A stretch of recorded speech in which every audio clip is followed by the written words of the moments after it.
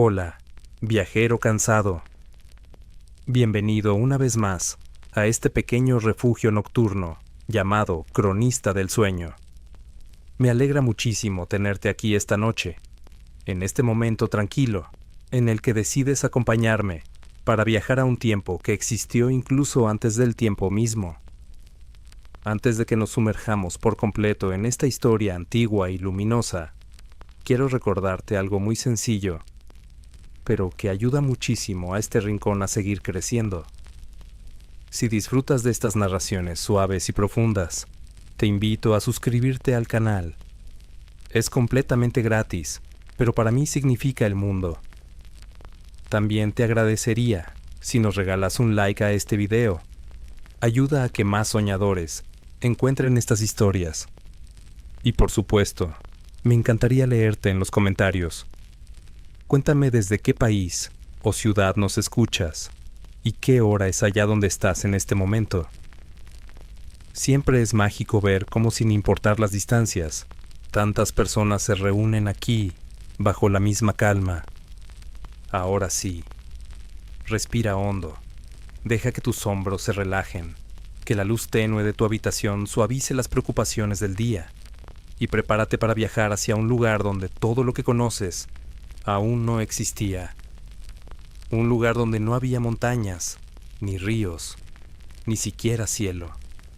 Solo silencio, solo oscuridad, solo un océano tan inmenso que no tenía nombre, borde, ni memoria. En el principio, antes de que los hombres dibujaran símbolos en la arena o levantaran templos que miraban al cielo, existía únicamente un mar primordial. No era un mar como los que conocemos hoy, con olas que rompen y vientos que soplan. Este mar era distinto. Era más denso que el sueño, más profundo y más oscuro que la noche sin luna.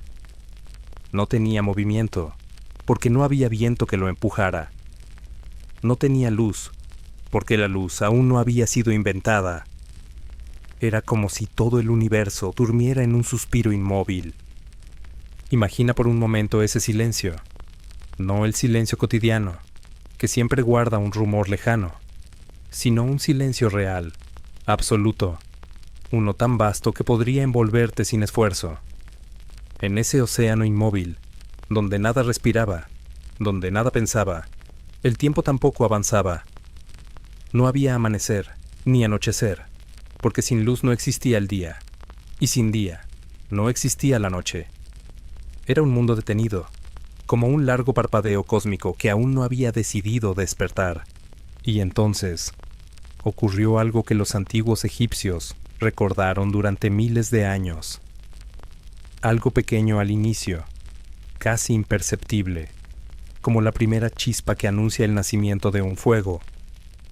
Desde lo más profundo de aquella masa oscura emergió una elevación, un montículo que no tenía nombre, pero que más tarde sería conocido como el Benben. Ese montículo, esa primera montaña, no era solo piedra o materia, era la señal de que el universo había comenzado a moverse. El Benben se alzó lentamente, como si estuviera buscando salir a la superficie para tomar su primera bocanada de existencia. El océano se abrió un poco a su alrededor, como un manto que deja espacio al recién nacido. Y en la cima del Benben, algo increíble ocurrió. Una flor de loto, delicada y luminosa, comenzó a abrir sus pétalos. La flor no necesitaba sol para abrirse, porque precisamente al abrirse, iba a llamar al sol por primera vez.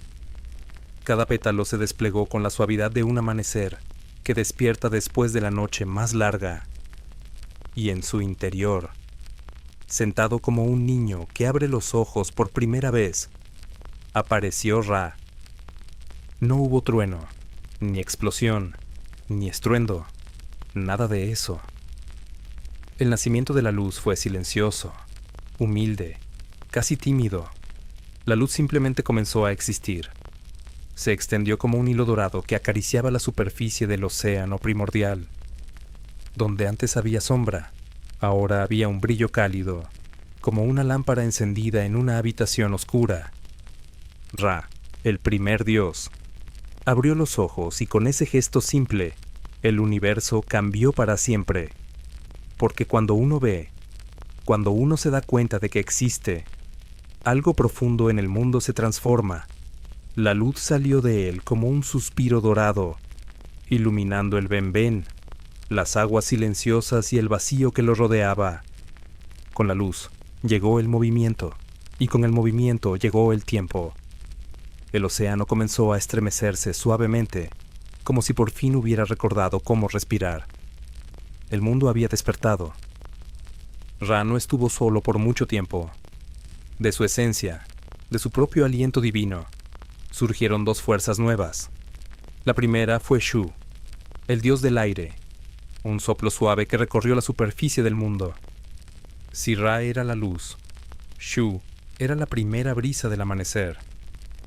No una ráfaga violenta, sino un viento tranquilo que empieza moviendo apenas los pétalos de una flor. La segunda fue Tefnut, diosa de la humedad, cuyo tacto era tan ligero como el rocío que aparece en las hojas justo antes de que salga el sol. Allí, entre el aire y la humedad, se formó el primer equilibrio del mundo. Shu elevaba, Tefnut abrazaba y Ra iluminaba. Los antiguos decían que, cuando Shu y Tefnut nacieron, el universo sintió por primera vez lo que era ser amado y sostenido, que el aire suavizó el peso del silencio y que la humedad dio forma al mundo que vendría. Todo seguía siendo vasto y desconocido, pero ya había movimiento, ya había luz, ya había respiración y sobre todo, ya había una historia que comenzar. Esta es apenas la primera página del origen del mundo según la tradición egipcia. Y así como ese océano oscuro comenzó a moverse por primera vez, nosotros también hemos dado el primer paso en este viaje. Un viaje que nos llevará por montañas celestiales, reyes divinos, batallas silenciosas y noches eternas cruzadas por barcas de luz. Pero por ahora, quédate con esta imagen. Un océano infinito que despierta, una flor que abre sus pétalos sin prisa y una luz recién nacida que decide existir. Porque al final, toda historia, incluso la nuestra, comienza así, con un pequeño destello que se atreve a brillar en medio de la oscuridad. Cuando la luz comenzó a extenderse sobre aquel océano que apenas aprendía a respirar, algo nuevo empezó a formarse en las profundidades silenciosas. Ra, con su brillo recién nacido, miró al vacío y comprendió que la creación no debía detenerse allí. El aire había llenado el espacio, la humedad había tejido un suave velo alrededor del mundo, pero aún faltaba aquello que sostuviera la vida, aquello que diera forma a lo que vendría después. Fue entonces cuando, de la unión perfecta entre Shu y Tefnut, surgieron dos nuevas presencias que transformarían para siempre el paisaje del universo. Geb, la tierra, y Nut, el cielo. Pero su nacimiento no fue ruidoso ni violento. No hubo temblores ni estallidos. En cambio, la creación sucedió con una calma tan profunda que podría confundirse con un suspiro del mundo. Primero apareció Geb, un cuerpo inmenso y cálido que comenzó a extenderse bajo los pies del vacío. Su piel era rica como la arena húmeda después de la lluvia, fértil, oscura y suave. Con su llegada, la creación por fin tuvo un lugar donde reposar, un suelo que pudiera sostener no solo a los dioses, sino a todo lo que más tarde caminaría sobre él. Luego nació Nut, la vasta bóveda celeste. Sus brazos luminosos se extendieron en todas direcciones, y su cuerpo curvado brillaba con un resplandor suave, como una noche tranquila llena de estrellas que todavía no existían, pero que ya esperaban su turno para ser encendidas. Nut era hermosa y misteriosa, una figura tan inmensa que los antiguos decían que, si uno lograra verla por completo, sentiría vértigo al contemplar su existencia. En el principio, Geb y Nut no estaban separados. Por el contrario, se abrazaban con fuerza, cuerpo contra cuerpo, como si no quisieran soltar jamás el lazo recién creado. La tierra y el cielo eran uno solo, unidos en una cercanía tan profunda que no dejaba espacio ni para el aire que Shu había traído al mundo. Esta unión, aunque llena de armonía, también impedía que la creación continuara expandiéndose. Nada podía crecer entre ellos, nada podía moverse, nada podía respirar. Ra, al ver esto, comprendió que era necesario un cambio, y no fue una decisión tomada con dureza, sino con esa sabiduría silenciosa que solo tienen las fuerzas eternas.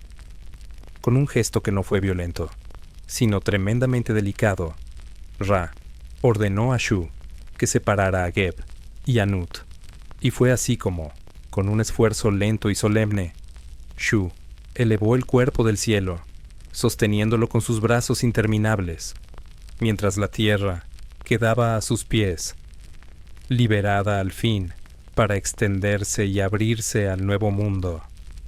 Los antiguos egipcios imaginaban este momento como uno de los actos más bellos de todos los tiempos, el instante en que el cielo se arqueó sobre la tierra como un manto protector, y el aire, ese regalo silencioso de Shu, empezó a moverse libremente entre ambos. El universo comenzó entonces a sentirse más grande. La luz de Ra pudo recorrer mayores distancias, y la historia del mundo adquirió la amplitud que necesitaba para continuar.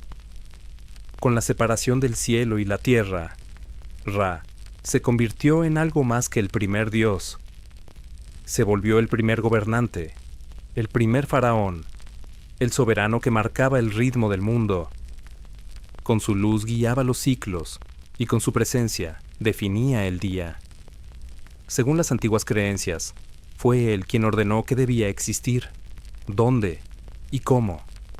Él dio forma a los animales que caminarían sobre Geb, y formó a las criaturas que nadarían en el océano primordial.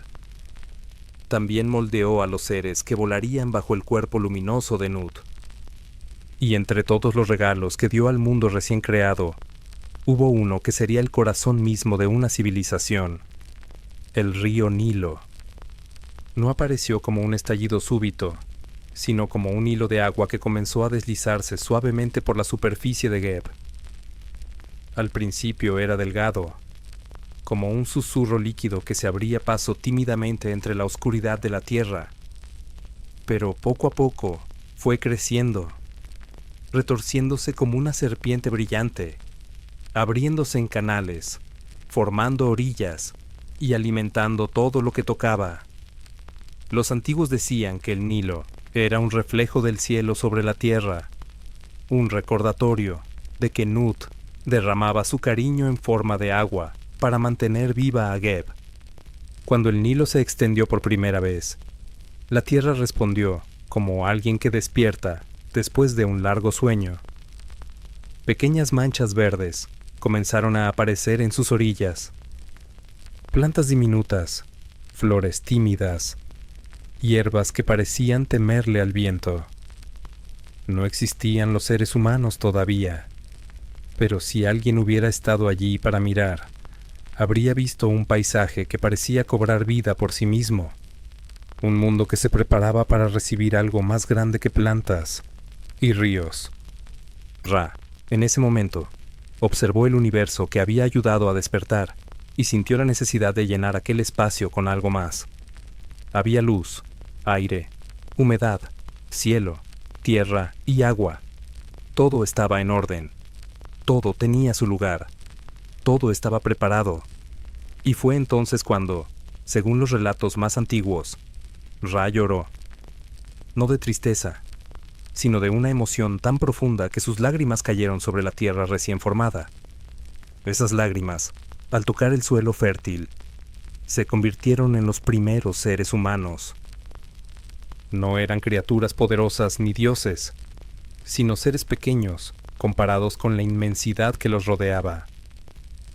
Pero tenían algo que ninguna otra creación poseía: la capacidad de emocionarse, de recordar, de mirar el cielo y reconocer en él algo sagrado. Aquel fue el nacimiento de la humanidad en los mitos egipcios, no como un acto violento, sino como resultado de la emoción de un Dios que observa su propia creación. El Nilo continuó creciendo. El cielo seguía arqueado. La tierra respiraba más hondo con cada nuevo día. Y entre todos esos elementos, los seres humanos comenzaron a aprender a vivir, a entender el valor del agua, el ritmo de la luz, la calma de la noche. Si cierras los ojos un momento, quizá puedas imaginarlo. Un mundo recién nacido, donde cada amanecer era el primero, donde cada sombra era nueva, donde el viento todavía estaba aprendiendo a soplar. Un mundo donde el cielo y la tierra se habían separado por fin, y donde los pasos de la humanidad comenzaban a marcarse sobre la arena húmeda que bordeaba al Nilo.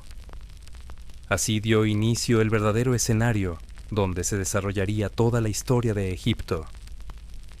Un escenario que aún no conocía reyes ni templos, pero que ya guardaba en su silencio la promesa de lo que vendría después.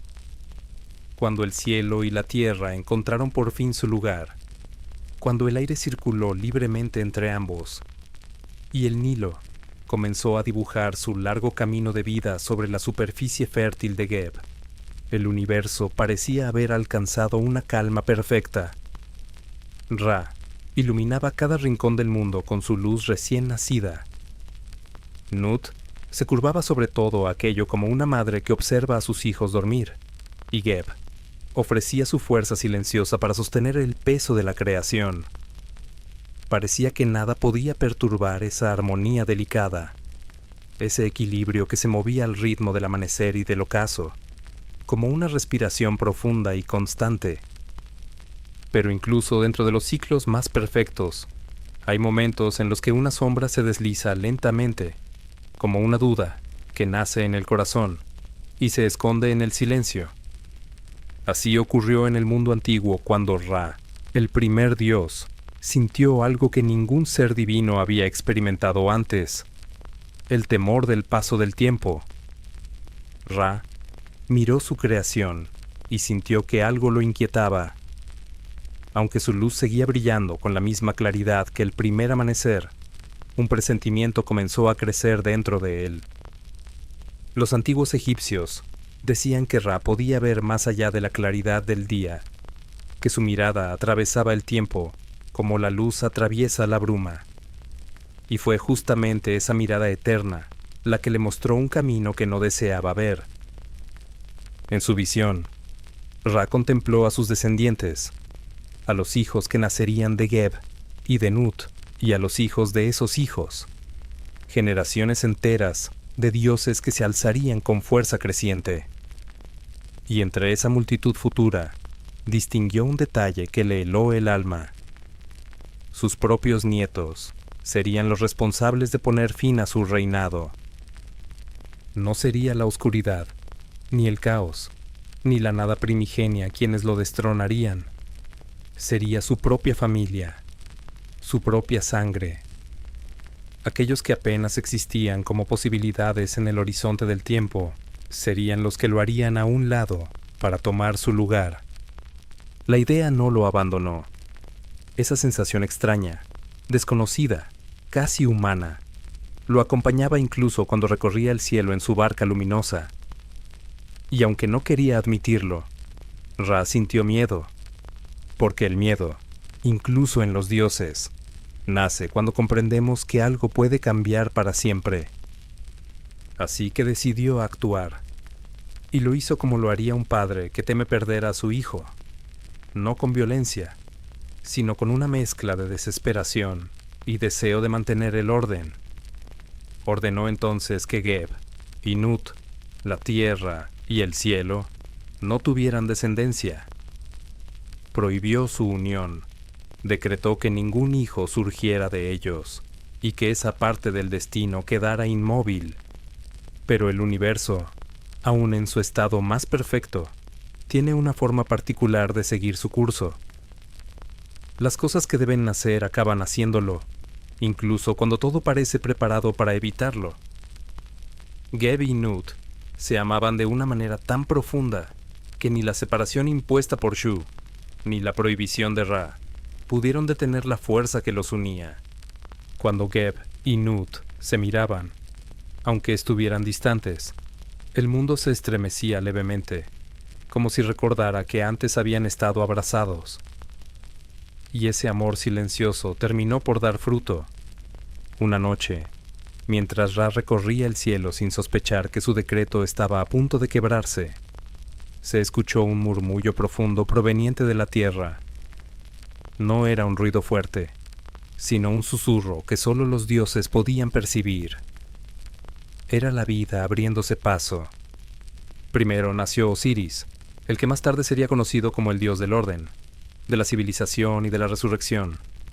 Su llanto, dicen, reverberó por todo el mundo, como una vibración suave que tocó el corazón de todos.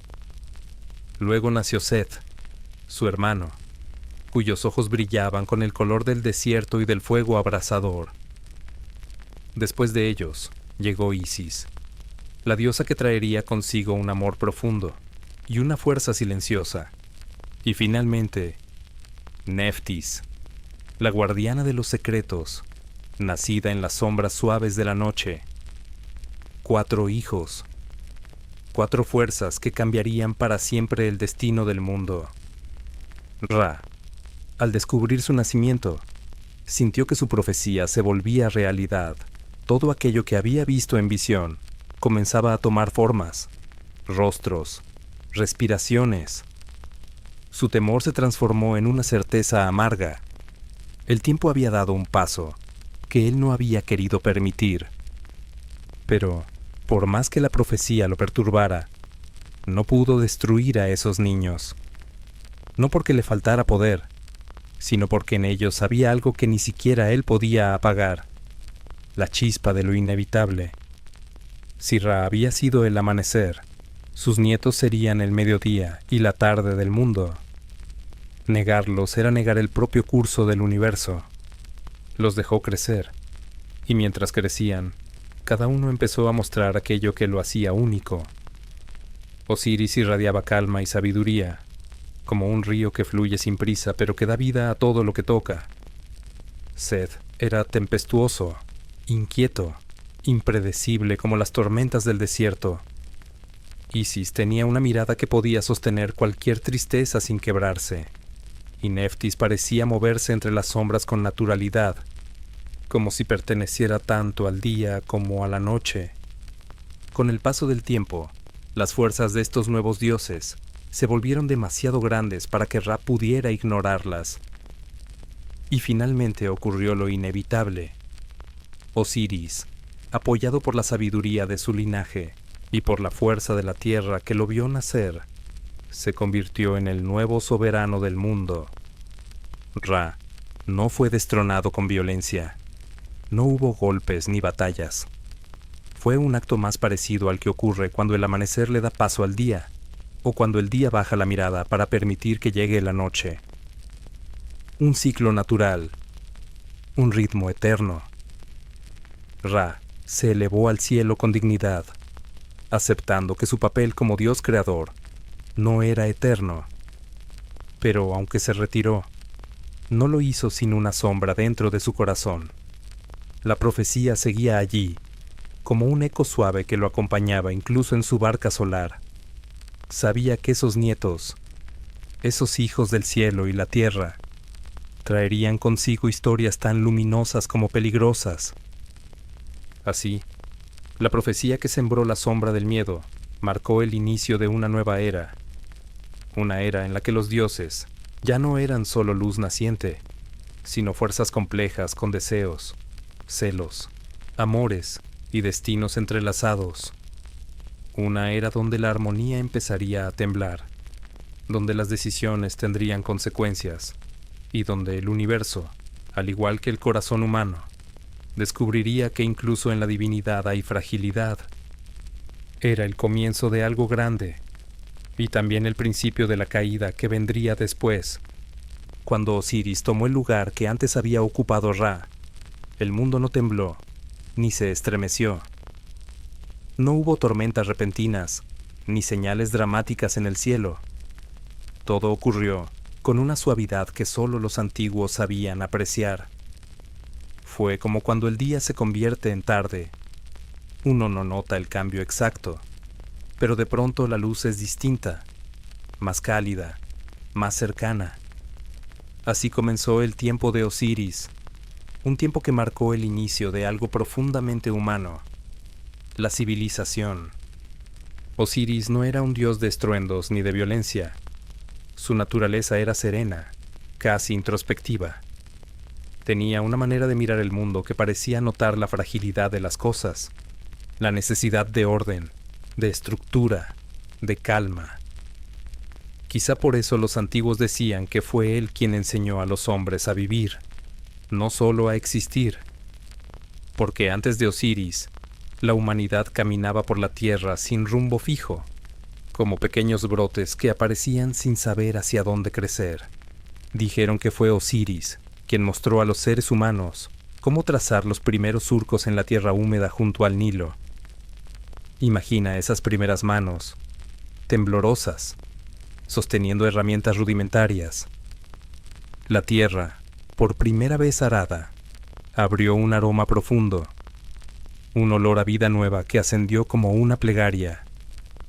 Osiris estaba allí, no como un rey distante, sino como un maestro paciente que colocaba sus manos sobre las de los primeros hombres, guiándolos en cada movimiento.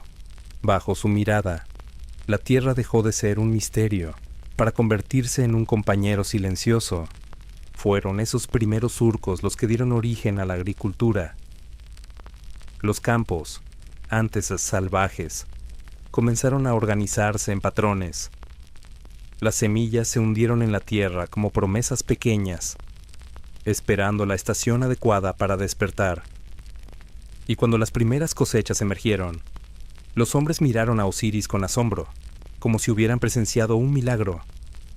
Porque, en cierto modo, lo era. Por primera vez, la humanidad podía prever el mañana. No solo les enseñó a sembrar, Osiris también les enseñó a transformar los granos en pan, ese alimento que más tarde se convertiría en símbolo sagrado entre los pueblos del Nilo. Imagínalo, los primeros hornos rudimentarios, construidos con barro y piedra, exhalando calor hacia el cielo nocturno. El pan, aún torpe, aún imperfecto, desprendía un aroma que llenaba las casas humildes, un olor que significaba hogar, familia, seguridad. Osiris no solo alimentaba cuerpos, alimentaba el alma de una civilización entera, y no se detuvo allí. Enseñó a tejer, a entrelazar fibras para construir telas que protegieran de la inclemencia del clima. Les enseñó a medir el tiempo, a observar las estrellas, a distinguir cuándo el Nilo subiría y cuándo retrocedería. Les enseñó que cada gesto tenía una consecuencia y que el orden, ese orden suave que él representaba, era la base de toda vida duradera. Mientras Osiris guiaba a los hombres en estas nuevas artes, el mundo empezó a transformarse. Las aldeas se formaron con más claridad, los campos se extendieron hasta donde alcanzaba la vista, y la vida ya no era una sucesión de incertidumbres. El Nilo, obediente a su ritmo eterno, subía y bajaba con una cadencia que los hombres comenzaron a comprender. Y así, lo que antes era un entorno salvaje, se convirtió en un hogar fértil, donde la humanidad florecía bajo la mirada benevolente del Dios. Pero no todo en ese tiempo era serenidad. En las fronteras silenciosas del desierto, donde el sol golpeaba sin piedad y la tierra se abría en grietas profundas, observaba a Set. Su reino no era verde ni fértil, era árido, seco, duro. El viento que soplaba en sus dominios parecía hecho de arena y resentimiento. Aunque era hermano de Osiris, no compartía su naturaleza tranquila. En su interior habitaba una inquietud perpetua, una furia contenida que el tiempo no hacía sino avivar. Set miraba el mundo que Osiris había moldeado y sentía un peso creciendo en su pecho. un peso hecho de celos, de envidia, pero también de un dolor silencioso. Porque, en el fondo, él sabía que jamás podría ofrecer a los hombres lo que Osiris les daba. Mientras Osiris llevaba vida, él gobernaba un territorio donde la vida luchaba por existir. Y aunque los relatos lo presentan como un dios violento y ambicioso, también era un dios herido, habitante de un reino que no respondía a sus manos. En ese contexto, nació Anubis, hijo de Neftis y Osiris, aunque la historia de su origen siempre fue contada en susurros, con matices de tragedia y sombra. Aún así, Anubis no trajo consigo conflicto, sino un puente entre los vivos y los muertos. Su existencia marcó algo que los dioses se sabían, pero que los hombres aún no comprendían: que toda vida tiene un fin, y que ese fin también merece orden, guía y cuidado. Mientras Osiris seguía enseñando a los hombres, Set observaba desde la distancia, y su resentimiento crecía como una tormenta que se forma en un horizonte rojizo. Que Osiris hubiera educado a la humanidad ya era mucho para él, pero que, además, hubiera dado origen a un hijo que ocupaba un lugar en el mundo que él nunca podría reclamar, encendió en su corazón una cólera silenciosa. Sin embargo, aquellos que vivían bajo el reinado de Osiris no sabían nada de estas sombras. Para ellos, el mundo seguía siendo un lugar de aprendizaje y crecimiento. Cada amanecer traía nuevos colores sobre los campos recién sembrados. Cada puesta de sol era una caricia dorada sobre las aldeas que lentamente se organizaban. Los hombres comenzaban a celebrar pequeñas festividades, el final de una cosecha, la llegada de las primeras lluvias, o simplemente la noche en que las estrellas brillaban especialmente claras. Todo aquello era posible porque Osiris había traído algo que antes no existía: certeza. Una certeza suave, como la de saber que después de la noche vendrá siempre la mañana. Aún así, la historia estaba lejos de terminar. Mientras la humanidad prosperaba bajo la guía del dios del orden, en algún lugar del desierto, Set respiraba con dificultad, sintiendo que algo ardía dentro de él, algo que no podría contener para siempre. El equilibrio del mundo estaba cambiando de nuevo, aunque esta vez el cambio vendría no de la visión del Creador, sino del corazón inquieto de un hermano. Pero por ahora, en este punto de nuestro viaje, podemos quedarnos con la imagen de Osiris caminando entre los campos recién verdes, guiando manos torpes, pero llenas de esperanza. Un dios que enseñó que incluso en los lugares más duros, la vida puede florecer si alguien muestra el camino. Bajo el reinado de Osiris, el mundo parecía haber encontrado un ritmo perfecto. Las aldeas crecían junto al Nilo como pequeñas joyas verdes en medio del desierto, y cada estación tenía un sentido claro, una función, un propósito. Los hombres sabían cuándo sembrar, cuándo cosechar, cuándo esperar y cuándo celebrar. Era como si el universo, después de una larga búsqueda, por fin hubiera encontrado su propia melodía. Y en el centro de esa melodía estaba Osiris, caminando entre los suyos, con la actitud tranquila de quien conoce el valor de la vida y la responsabilidad de guiarla. Pero lejos de esos campos fértiles, más allá de donde el agua alcanzaba a tocar la tierra, en los límites silenciosos del desierto, Set observaba. Su mirada no era la de un hermano contemplando el éxito del otro, sino la de alguien que sentía cómo su propio mundo se encogía, mientras el del otro se expandía. En su reino, el viento arrastraba arena como cuchillas diminutas, y las noches eran frías, como el resentimiento que crecía en su pecho. Cada vez que veía al pueblo ofrecer plegarias a Osiris, cada vez que escuchaba sobre un nuevo avance, sobre un nuevo oficio aprendido, sobre un campo reverdecido. La sombra dentro de él se hacía un poco más grande. El mundo ya empezaba a percibir esa tensión silenciosa, aunque pocos podían nombrarla. Algunos decían que el viento en el desierto soplaba con un tono más grave, como si estuviera arrastrando una advertencia. Otros decían que Seth caminaba entre las dunas con pasos tan pesados que la arena temblaba a su alrededor. Pero nadie imaginaba lo que vendría, porque el golpe de Seth no llegaría con un rugido de guerra, sino con algo más sutil, más calculado y mucho más cruel. Fue entonces cuando Seth ideó un plan que, hasta el día de hoy, sigue siendo recordado como una de las trampas más extrañas y simbólicas de la mitología. Un cofre, pero no un cofre cualquiera. Seth mandó construir una arca magnífica, un mueble tan hermoso que podría haber sido colocado en el templo más sagrado sin desentonar. Sus bordes eran suaves como el agua del Nilo.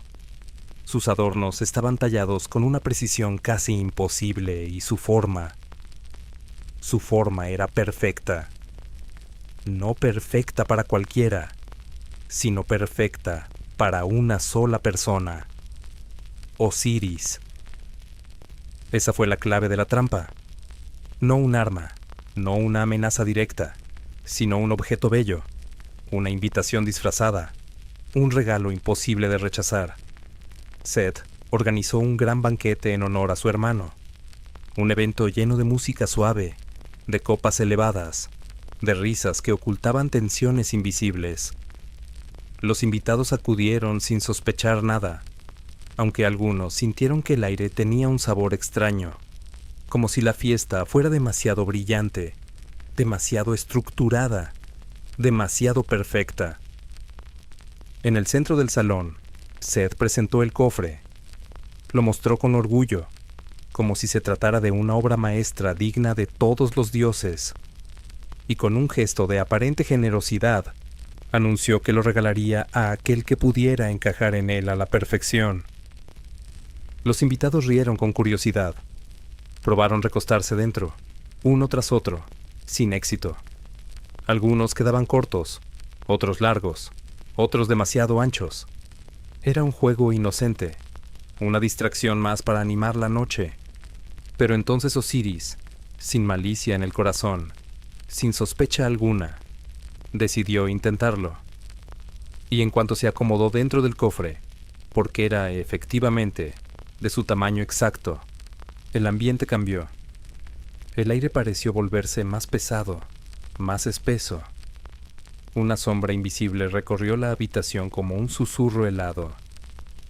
En ese instante, Seth dio la orden. La tapa cayó de golpe. Las cerraduras se encajaron con una velocidad que ninguna mano humana habría podido igualar.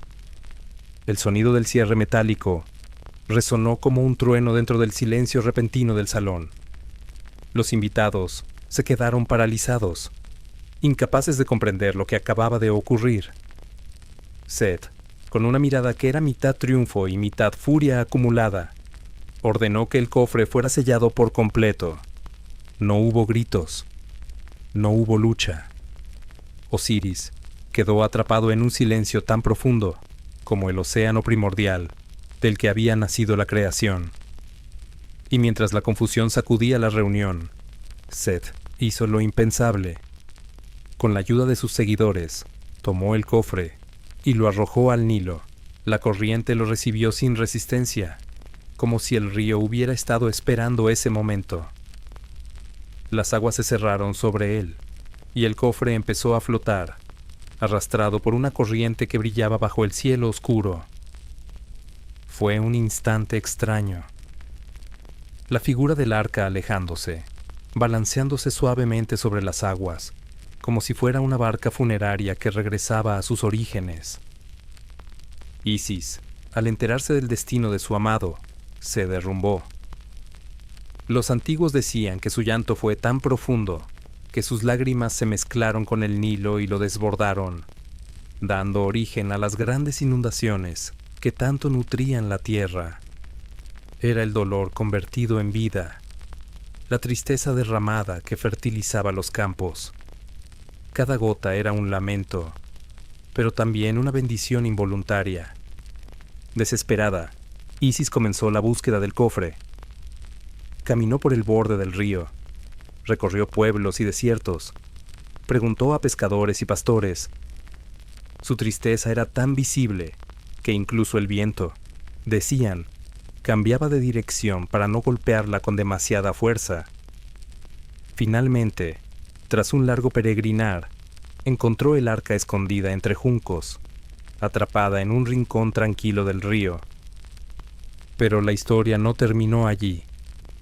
Set, al descubrir que Isis había recuperado el cuerpo de Osiris, fue consumido por un odio renovado.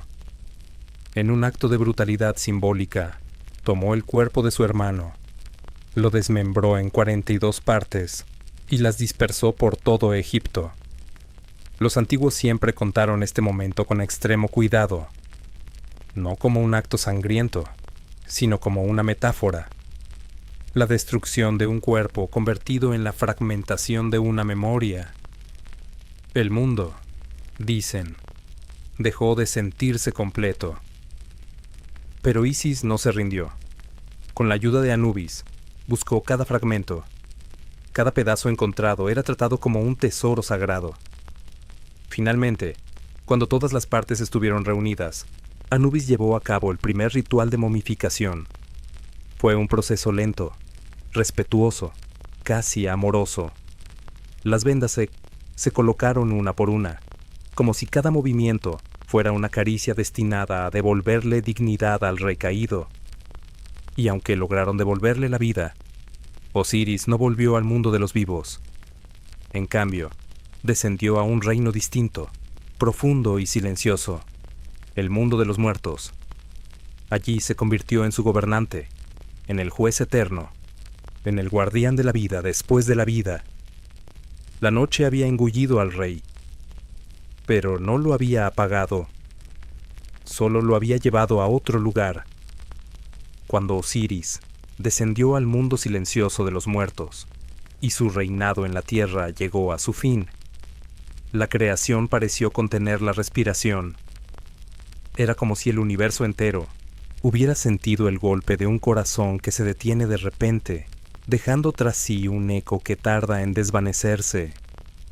El Nilo siguió fluyendo, los campos siguieron reverdeciendo, y las estrellas continuaron brillando sobre el cielo curvado de Nut. Pero todo se sentía distinto, como si el orden que había regido el mundo comenzara a tambalearse. Set, después de librarse de Osiris, tomó el trono con la impaciencia de quien cree que por fin ha recibido lo que le corresponde. Pero un trono arrebatado nunca es un trono estable, y los dioses lo sabían. Set gobernaba con la fuerza del desierto, brusca, impredecible, áspera. Bajo su sombra, los días eran más calurosos y las noches más secas. El viento parecía cargado de un rumor inquieto, como si el mundo murmurara su descontento sin atreverse a elevar la voz. Fue en ese clima tenso, envuelto en silencio y presagio, que Isis, aún con el dolor de la pérdida, dio a luz a un hijo, Horus. Su nacimiento no llegó con fuego ni relámpagos, sino con una luz suave que parecía provenir de una mañana muy antigua. Horus no lloró como los bebés mortales. Sus primeros sonidos fueron similares al canto de un halcón elevándose sobre el desierto. Su mirada, incluso siendo un niño, tenía la intensidad tranquila de alguien que ya conoce el peso de su destino. Isis lo ocultó durante años, sabiendo que Set, si descubría su existencia, intentaría destruirlo. Protegió a Horus con la misma delicadeza con la que el Nilo protege sus orillas durante la crecida. Lo escondió en pantanos, en islas remotas, en refugios que solo ella conocía. No era un niño cualquiera, era el heredero del trono que Ses había usurpado. Cada noche, cuando Horus dormía sobre el regazo de su madre, Isis acariciaba su cabello, y le susurraba historias de su padre, historias de luz, de justicia, de orden, historias que, aunque suaves, plantaban en su corazón la semilla de una promesa. Un día reclamarás lo que te pertenece. Con el paso del tiempo, Horus creció y sus alas, aunque invisibles para los mortales, comenzaron a abrirse. Su espíritu tenía la firmeza del aire de Shu, la sensibilidad de la humedad de Tefnut y la fuerza paciente de la tierra de Geb. Era un reflejo perfecto de la armonía que Osiris había representado. Y cuando por fin alcanzó la madurez, Horus tomó la decisión que cambiaría el destino de los dioses: presentarse ante la corte divina y exigir su derecho al trono. La corte de los dioses era un lugar inmenso, donde las estrellas parecían arder un poco más de lo normal, y el aire tenía un peso sagrado. Al centro, presidiendo el juicio, se encontraba Ra, más viejo, más cansado, pero aún brillante. Su luz ya no era tan fuerte como en la creación, pero su sabiduría era más profunda. Frente a él se presentaron Horus y Set, uno reclamando justicia, el otro aferrándose al poder que había conquistado con traición. El juicio no sería breve. Nada que involucre destinos tan grandes lo es. La disputa entre Horus y Set se extendió durante años, incluso décadas, como una herida que se abre y se cierra una y otra vez. Los dioses escucharon argumentos, evaluaron pruebas, reflexionaron sobre el orden del mundo, pero no podían decidir únicamente con palabras. La naturaleza de los contendientes pedía pruebas más profundas, desafíos que mostraran quién era realmente digno de gobernar. Así comenzaron las pruebas. Una de las más recordadas fue la de los hipopótamos. Set desafió a Horus a transformarse en uno, y ambos se sumergieron en las aguas. Debían permanecer bajo la superficie durante 3 largos meses, algo imposible para cualquier criatura normal, pero no para dioses. Sin embargo, este desafío no era solo físico. Representaba la profundidad, la oscuridad, la capacidad de resistir sin perder la esencia. Mientras ambos nadaban bajo las aguas del Nilo, Isis observó a lo lejos con el corazón en la garganta. Sabía que, aunque Horus era fuerte, Set era astuto, impredecible, capaz de cualquier cosa. En un impulso desesperado, Isis intervino intentando atacar a Set para salvar a su hijo. Pero en el último momento, al mirar a su cuñado, vio en él algo de humanidad, una chispa pequeña de vulnerabilidad, y no pudo hacerlo. No pudo matarlo. Ese instante marcó un quiebre. Horus, al descubrir que su madre había mostrado compasión por Set, sintió una mezcla de furia y desilusión. No podía comprender cómo alguien capaz de tanto daño podía recibir siquiera un segundo de misericordia. La ira le nubló la visión, y en un arranque emocional, atacó a Isis, cortándole la cabeza. Fue un momento triste y brutal, pero incluso entonces, la divinidad intervino con suavidad. Thoth, el dios de la sabiduría, recogió la cabeza caída y, con un acto lleno de misterio, reemplazó la cabeza de Isis con la de una vaca sagrada, símbolo de bondad y maternidad. Isis volvió a la vida, y aunque su forma había cambiado, su espíritu seguía siendo el mismo, amoroso, resiliente, indestructible. La disputa continuó. En otra ocasión, Set, en un arranque de crueldad, logró arrancar los ojos de Horus, dejándolo ciego. Los dioses contemplaron aquella escena con un silencio profundo, como si el cosmos mismo hubiera sido herido. Pero no todas las pérdidas son eternas. Hathor, la diosa del amor, tomó los restos del ojo y los restauró con una ternura que solo ella podía ofrecer. Al devolvérselos, Horus no solo recuperó la vista, sino algo más grande. Comprendió el valor de la luz, la importancia del equilibrio entre la furia y la compasión. El juicio seguía sin resolverse, y el tiempo pasaba. El mundo esperaba un desenlace. Los mortales, aunque ajenos a las disputas divinas, también sentían que algo en los cielos vibraba de forma distinta. Los días se alargaban, las noches parecían más densas. Todo el universo parecía contener la respiración mientras los dos hermanos continuaban su lucha eterna. Las pruebas se sucedieron, cada una mostrando facetas distintas de los dioses. La fuerza de Seth, su carácter indomable, su conexión con lo salvaje, y por otro lado, la paciencia, el honor y la perseverancia de Horus. Ninguno cedía, ninguno estaba dispuesto a abandonar, y así, durante generaciones enteras, la disputa continuó, como una tormenta que no termina de romperse, o un amanecer que tarda demasiado en llegar. Pero como todo en este universo cuidadosamente tejido, incluso esta batalla debía llegar a un final. Aunque ese final, aún distante en nuestra historia, no sería simple ni inmediato. Por ahora, solo queda contemplar a Horus, el hijo del halcón, de pie en medio de la tormenta, con los ojos restaurados y el corazón firme. Aún no ha ganado la batalla, pero ha demostrado que la luz, incluso herida, siempre vuelve a levantarse. La disputa entre Horus y Seth ya no era solo un conflicto entre dos dioses.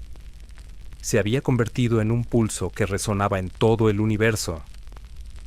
Las aguas del Nilo, que habían fluido serenas bajo el reinado de Osiris, ahora parecían mover sus corrientes con inquietud.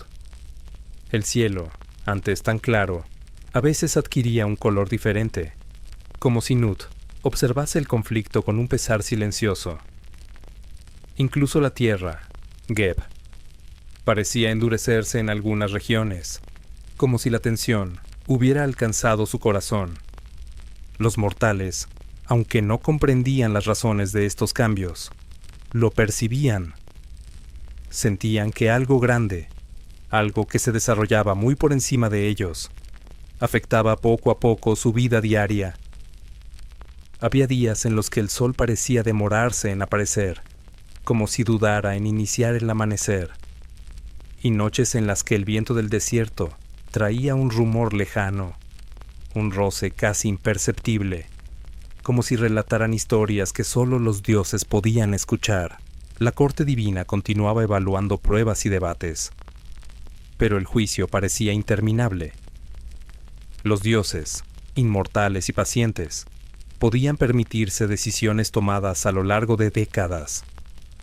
Sin embargo, para Horus, cada día de retraso era una herida más abierta. Había crecido con el peso del legado de su padre, con el recuerdo de un mundo ordenado y justo, y con la promesa de devolver ese equilibrio perdido. Cada desafío que Seth le imponía lo desgastaba, no solo físicamente, sino moralmente. Y aún así, Horus no cedía, porque sabía que su lucha no era solo por él, sino por toda la creación. Fue entonces cuando ocurrió uno de los episodios más delicados, uno que rara vez se narra en voz alta, pero que los antiguos recordaban como una prueba cuya esencia traspasaba lo físico. Seth, en un intento por humillar y deshonrar a Horus, de una manera silenciosa pero devastadora, intentó arrebatarle su dignidad, esperando que, con ello, también le arrebatara el derecho al trono. Pero Horus, aunque joven, poseía la astucia de su madre y la fortaleza moral de su padre. Con una precisión casi instintiva, logró impedir que ese acto simbólico lo marcara. Transformó el ataque en una victoria silenciosa, una victoria que no hirió a Seth físicamente, pero sí desgarró su orgullo. Y fue en esa herida donde Horus encontró una oportunidad. Con la ayuda de Isis, quien, a pesar del dolor y el pasado, siempre actuaba desde el amor y la claridad, preparó una respuesta que, más que una venganza, sería una revelación. La semilla divina de Horus fue colocada discretamente entre hojas de lechuga, y Set, confiado y soberbio, las comió sin sospechar nada. Lo que ocurrió después no fue un castigo físico violento, sino una humillación simbólica. Un disco dorado emergió en la frente del dios del desierto, como si la verdad se hubiera abierto paso por sí sola, sin violencia, sin gritos, simplemente brillando. Thoth, maestro de la sabiduría, tomó aquel disco y lo colocó sobre su propia cabeza, como un recordatorio eterno de que el engaño y la soberbia siempre encuentran su desenlace. Set, humillado públicamente, perdió la fuerza con la que había sostenido su falsa legitimidad. Y así, como si el universo hubiera estado esperando ese momento exacto, la corte de los dioses por fin pudo ver lo que la verdad llevaba décadas gritando en silencio. Habían pasado 80 años. 80 años de pruebas, discusiones, retos, heridas y reconciliaciones forzadas. 80 años de un equilibrio fracturado que mantenía al mundo en un estado de constante expectación. 80 años en los que Horus, paciente y firme, había esperado a que el día volviera a nacer. La corte divina se reunió una vez más. Ra observó a ambos contendientes. Su luz, ahora más tenue que en los tiempos de la creación, seguía siendo suficiente para iluminar la verdad. Y la verdad era clara. El trono pertenecía a Horus, no por fuerza, no por venganza, sino porque él representaba el orden perdido, la continuidad natural del legado de su padre, la estabilidad que el mundo necesitaba para respirar nuevamente. Cuando se anunció el veredicto, el universo pareció soltar un suspiro. El aire se volvió más ligero. El sol, dicen, brilló un poco más fuerte aquella mañana, y las aguas del Nilo fluyeron con una calma que no se había sentido en décadas. Isis lloró, pero ya no con la tristeza que había alimentado inundaciones pasadas. Lloró de orgullo.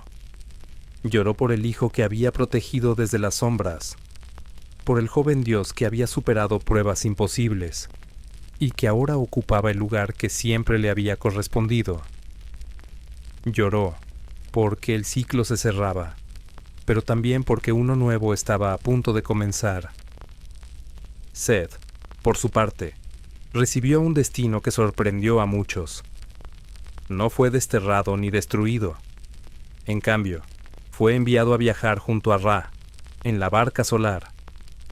Allí, cada noche, tendría la tarea de defender al dios del sol contra la serpiente Apophis, esa criatura de caos que siempre intentaba devorar la luz durante el viaje nocturno. Era un castigo, sí, pero también una forma de redención. Un recordatorio de que incluso las fuerzas más destructivas podían tener un propósito, incluso si ese propósito era luchar contra un mal mayor. Así, Set se convirtió en guardián, no por bondad, sino por obligación. Sus gritos furiosos, cuentan los antiguos, se convertían en truenos que retumbaban en el cielo nocturno. Pero incluso esos truenos tenían ahora un sentido. El mundo entero sabía que, mientras resonaran, el dios del sol no estaba solo en su travesía. Y Horus, finalmente coronado, se convirtió en rey. Su reinado no empezó con celebraciones ruidosas ni con grandes ceremonias, sino con un amanecer especialmente silencioso. Un amanecer donde la luz se elevó con una delicadeza nueva, como si el cielo quisiera honrar ese momento. Los hombres, sin conocer los detalles del juicio divino, despertaron esa mañana, sintiendo que algo había cambiado. El aire era más claro, las sombras eran menos densas. Había una sensación de estabilidad, como si el mundo hubiera recuperado el aliento que llevaba décadas conteniendo. Desde ese momento, todos los faraones que reinaron en Egipto serían considerados descendientes de Horus. Heredarían no solo su poder, sino su responsabilidad, mantener el orden, proteger a su pueblo y recordar siempre que incluso la luz debe ser defendida de las sombras. 80 años había tardado el día en renacer, pero al fin, la luz había regresado. Cuando Horus tomó el trono y el universo recuperó su equilibrio, algo profundo cambió en el tejido mismo del mundo. Era como si la luz, después de pasar décadas luchando contra sombras demasiado densas, respirara al fin con tranquilidad.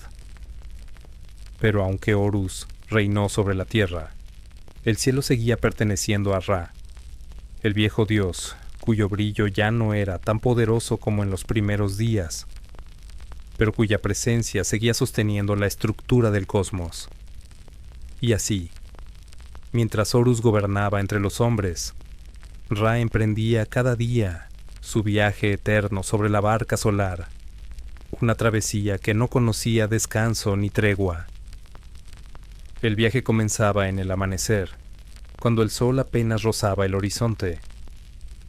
La barca resplandecía como si estuviera hecha de fuego líquido, brillando sobre el aire frío de la madrugada. Los primeros rayos parecían dedos de luz que acariciaban la tierra, devolviéndole el color y la forma.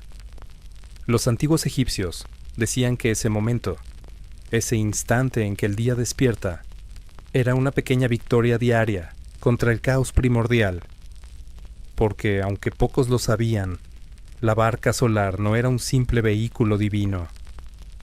Era un escudo contra la oscuridad. Durante el día, Ra navegaba sobre el cielo. Su luz caía sobre los campos, sobre los templos, sobre los hombres que aprendían a vivir bajo el reinado de Horus.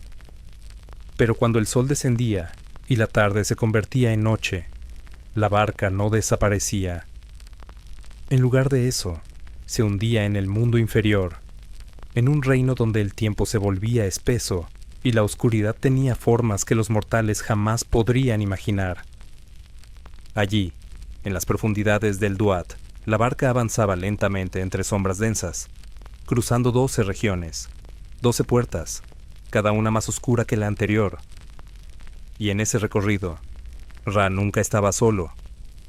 A su lado, viajaba Seth, el mismo dios que había provocado la caída de Osiris. Ahora tenía una tarea completamente distinta: proteger la barca de la serpiente Apophis.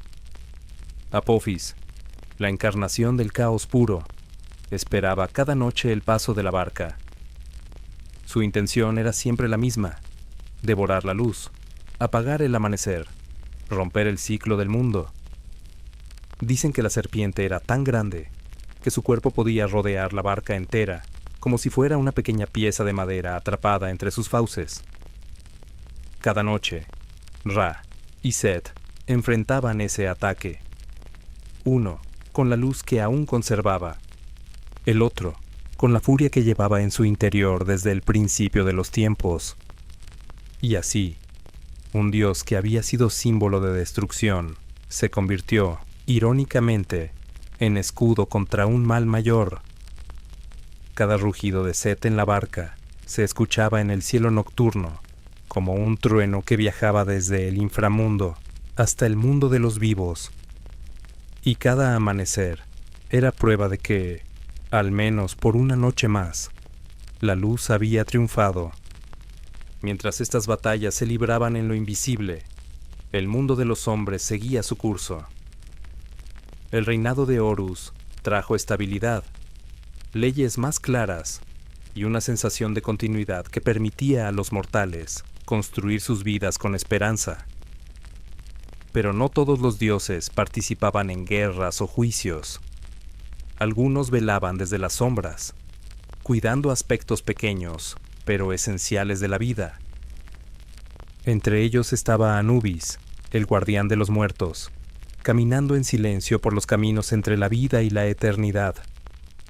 Su presencia era tranquila, casi reconfortante, como la sombra de un árbol en un día caluroso. Mientras él guiaba a las almas hacia el juicio de Osiris, una balanza decidía su destino. Un corazón, una pluma, un equilibrio. nada más, nada menos. Y en la tierra, caminando entre templos y hogares con la suavidad de un susurro, reinaba una figura distinta. Bastet, la diosa gata. Un ser tan antiguo y tan querido que incluso hoy, miles de años después, su sombra parece seguir acompañando a los humanos. Bastet no gobernaba sobre tormentas, ni sobre juicios divinos. No era un dios guerrero ni creador. Su reino era otro.